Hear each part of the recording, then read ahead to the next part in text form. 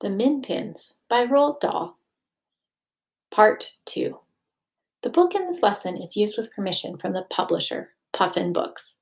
The publisher granted permission for this book to be shared privately for the remainder of this school year or until June 30th, 2020.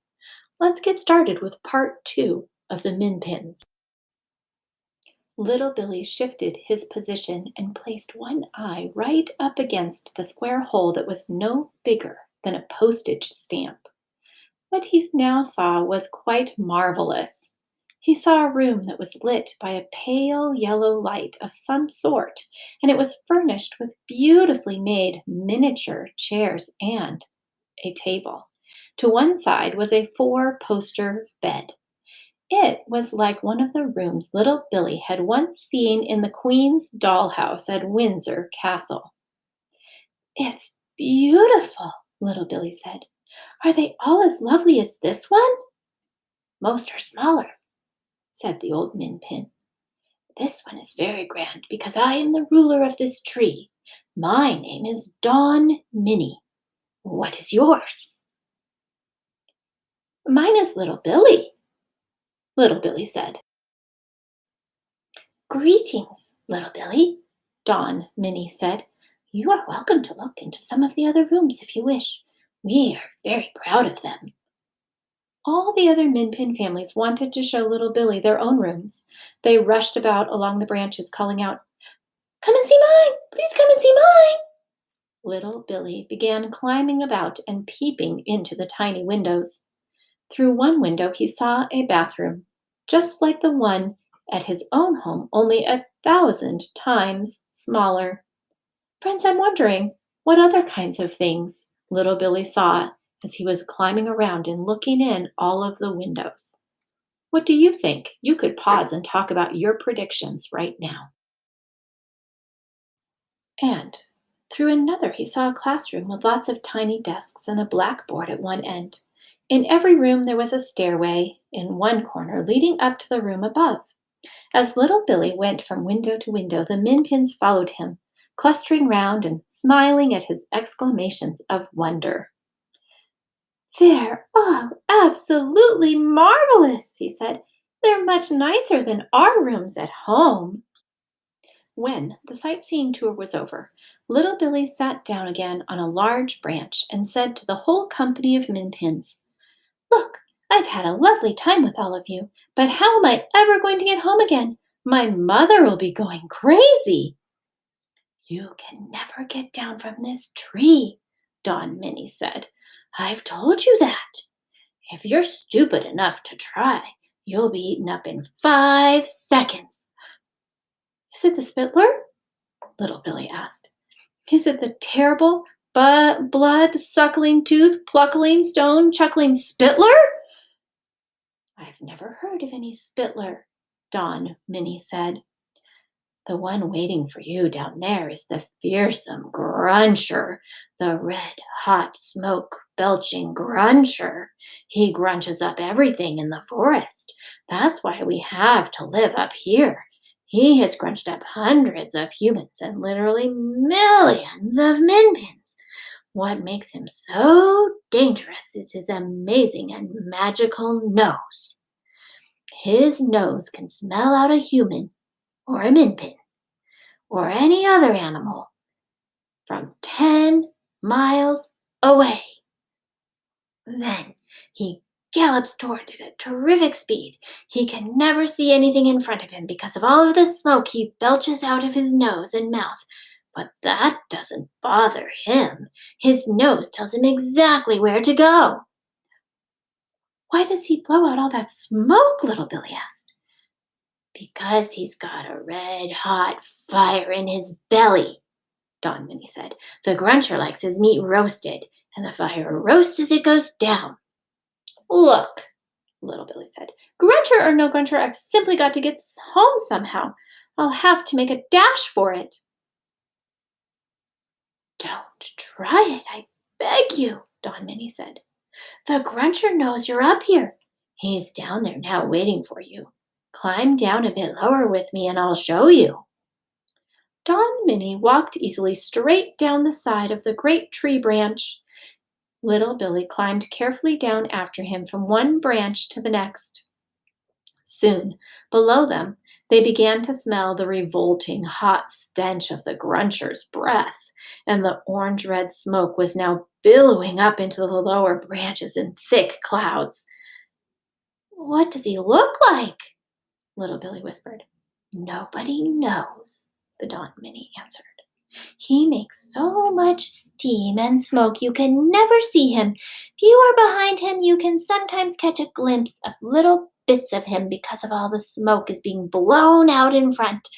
Some Minpins say they have seen his back legs, huge and black and very hairy, shaped like lion's legs, but 10 times bigger.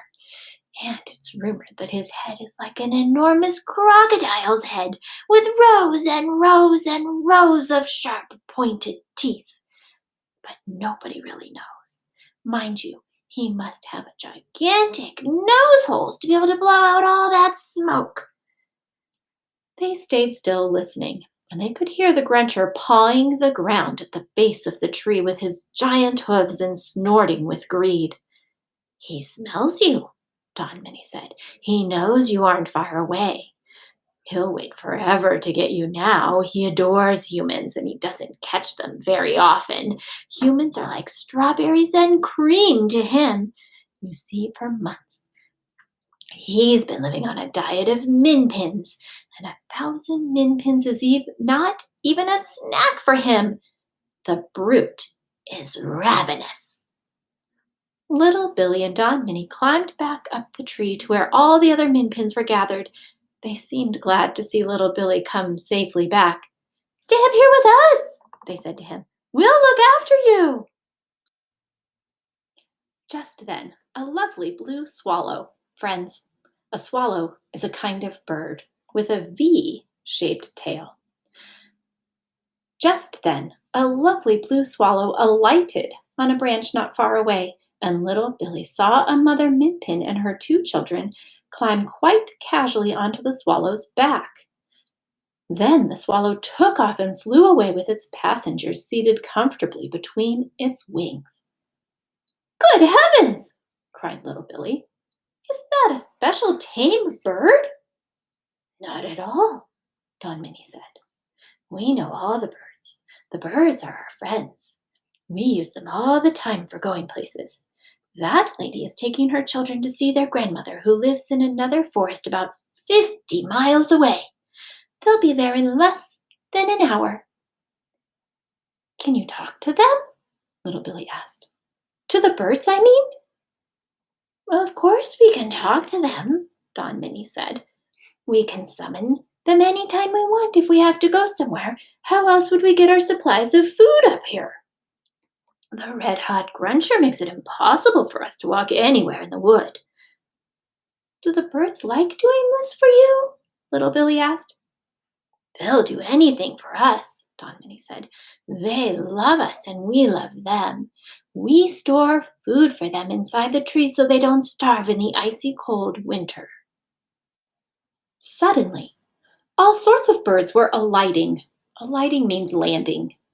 Landing on the branches of the tree around where little Billy was sitting. And the Minpins were climbing on their backs in droves. Droves is like crowds and bunches. Most of the Minpins had small sacks slung over their shoulders. "At this time of day, they go off to collect food," Dawn Minnie said. "All the grown-ups have to help in getting food for the community. The population of each tree looks after itself. Our large trees are like your cities and towns, and small trees are like your villages." It was an astonishing sight. Every kind of wonderful bird was flying in and perching on the branches of the great tree. As soon as one landed, a Minpin would climb onto its back and off they would go. There were blackbirds and thrushes and skylarks and ravens and starlings and jays and magpies and many kinds of small finches. It was all very fast and well organized. Each bird seemed to know exactly which minpin it was collecting, and each minpin knew exactly which bird he or she had ordered for the morning. "The birds are our cars," Dawn Minnie said to little Billy. "They are much nicer and they never crash." Soon all the grown-up Minpins, excepting Don Minnie, had flown away on birds and only the tiny children were left. Then the robins came in and the children began climbing onto their backs and going for short flights. Don Minnie said to little Billy, "The children are all practice learning to fly on robins. Robins are sensible and careful birds and they love the little ones." Little Billy simply stood there staring. He could hardly believe what he was seeing. While the children were practicing on the robins, little Billy said to Don Minnie, "Is there no way in the world to get rid of that disgusting red hot smoke belching gruncher down below?" "The only time a gruncher dies," Don Minnie said, "is if he falls into deep water. The water puts out the fire inside him and then he's dead. The fire up to a gruncher is like your heart is to you. Stop your heart and you die. Put out the fire and the gruncher dies in 5 seconds. That's the only way to kill a gruncher." "Now hang on a minute," little Billy said. "Is there by any chance a pond or something around here?" "There's a big lake on the far side of the forest," Don Minnie said. "But who's going to entice the gruncher into that? Not us. And certainly not you. He'd be on you before you got within 10 yards of him." "But you did say the gruncher can't see in front of him at all because of the clouds of smoke he blows?" little Billy asked. "Quite true," Don Minnie said. "But how is that going to help us? I don't think the gruncher is ever going to fall into the lake. He never goes out of the forest." "I think I know how to make him fall in," little Billy said. "What I want," little Billy went on, "is a bird that is big enough to carry me." Don Minnie thought about this for a while, and then he said, "You are a very small boy, and because of that I think a swan could carry you quite easily."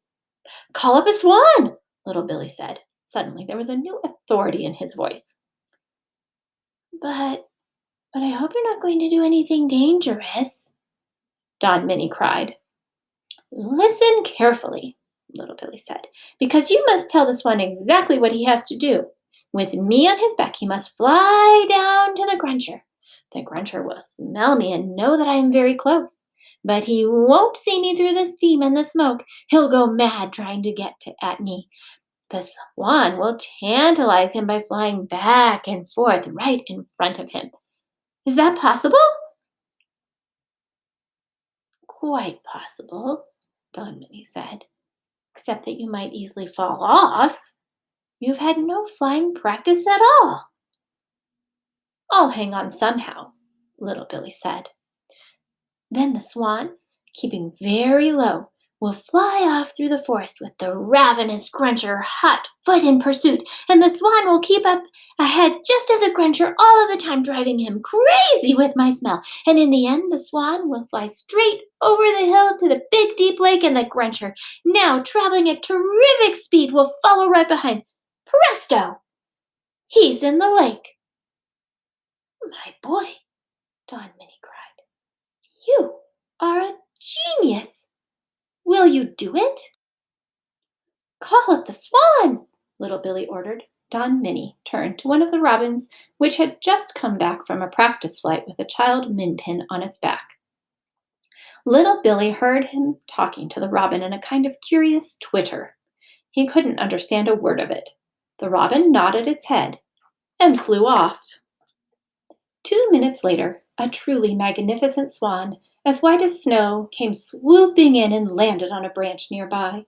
Don Minnie walked over to it, and once again a curious, twittering conversation took place. A much longer one this time, with Don Minnie doing nearly all the twittering and the swan nodding and nodding. Then Don Minnie turned to little Billy and said, "Swan thinks it's a great idea. He says he can do it. But he's just a bit anxious because you have never flown before. He says you must hang on very tight to his feathers."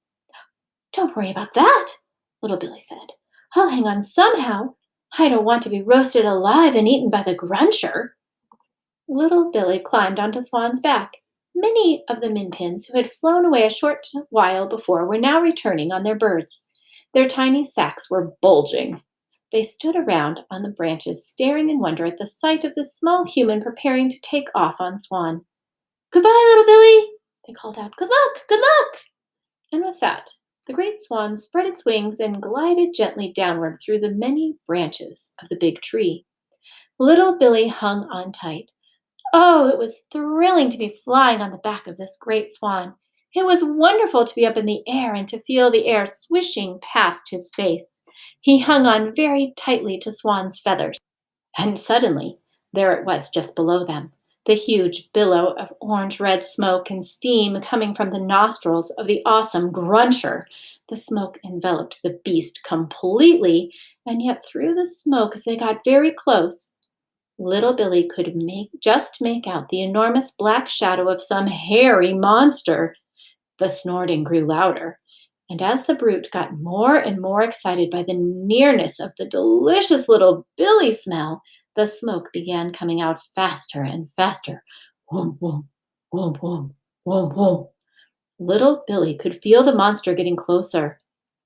Whoom, whoom, whoom, whoom, whoom, whoom.